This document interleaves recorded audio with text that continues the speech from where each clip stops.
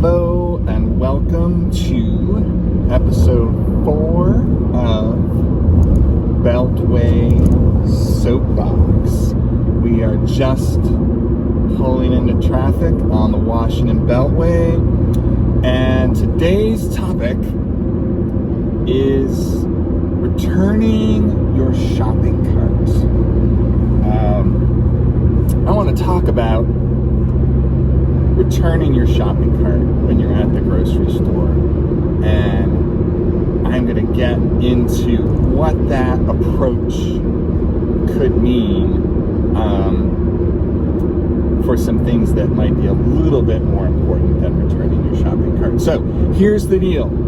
You go to the grocery store, you buy all your groceries, you fill your cart with your bags, you take them out to your car, you load your car with your groceries, and then what do? Chances are you probably push that grocery cart off to the side and you hop in your car and you leave. And then what happens? Well, we have a parking lot that's full of shopping carts, and someone has to walk around that parking lot, gather all those shopping carts together, and bring them back up to the store so they're there for the next shoppers. And I am painfully acquainted with that process, because when I was in high school, one of my first jobs was working at a grocery store, and most of my time when I first started at that job was spent outside walking around, gathering shopping carts and pushing them in long trains back up to the store.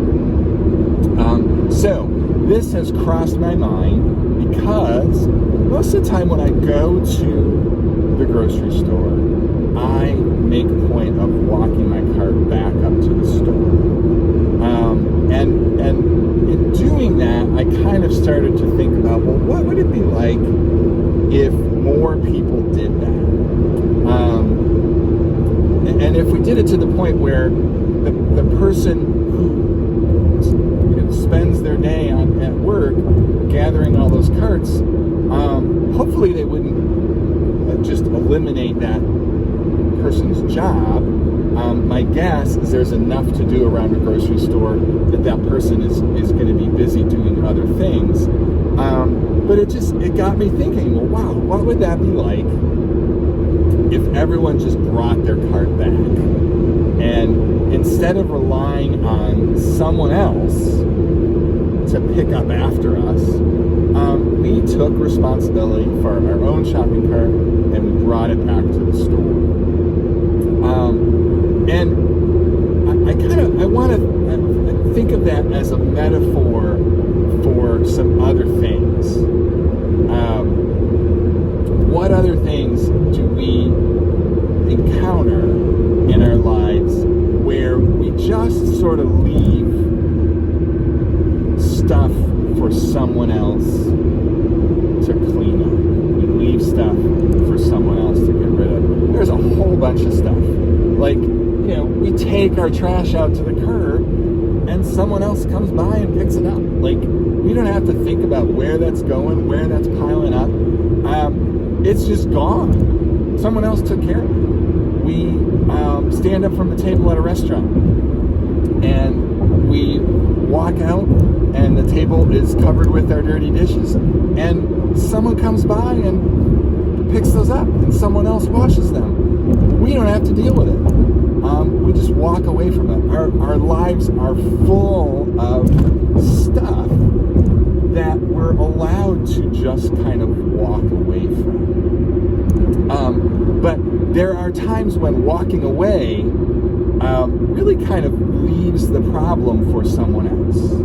I'm thinking back to when I was working in a school, and there was always a copy machine that was jammed. Someone's job was in there. They were copying and it got jammed, and rather than fixing it, they just walked away. So the problem was left there for someone else. They walked away from the problem. And then, thinking about this in larger terms, something that might be a little bit more important than that shopping cart. Think about a problem like global warming. Climate change is a huge problem, a problem that oftentimes feels so big that we feel helpless. Like, how do I fix this? I'm just this one person, and we start feeling like, well, we need like governments around the world to solve this, or we need auto manufacturers to solve this by giving us cleaner cars or electric cars, or we need energy companies to solve this for us. And in some ways, we're kind of walking away from our little piece of that problem. Obviously, it's as an individual, I didn't make that whole problem. I'm not responsible for that whole problem of climate change, but we kind of give ourselves the excuse, because it's so big, of saying, well, someone else needs to take care of this. Governments or auto manufacturers need to take care of this. And going back to the shopping cart, we, as an individual, me leaving my shopping cart in the parking lot is not such a big deal. It's one shopping cart. It's this huge parking lot, this huge grocery store. It's one shopping cart. But because everyone's doing that, it becomes a big deal. That person whose job it is to collect all those carts has a lot of carts to collect, and they have a big parking lot that they have to walk all around to get all those carts. And if the store's busy, potentially there's no carts in the store. They've got to gather all those carts and get them back to the store as quickly as they can, because there are customers that need those carts. So my little piece of that situation is not a big deal. It's one shopping cart. Everyone's piece of that situation becomes a big deal.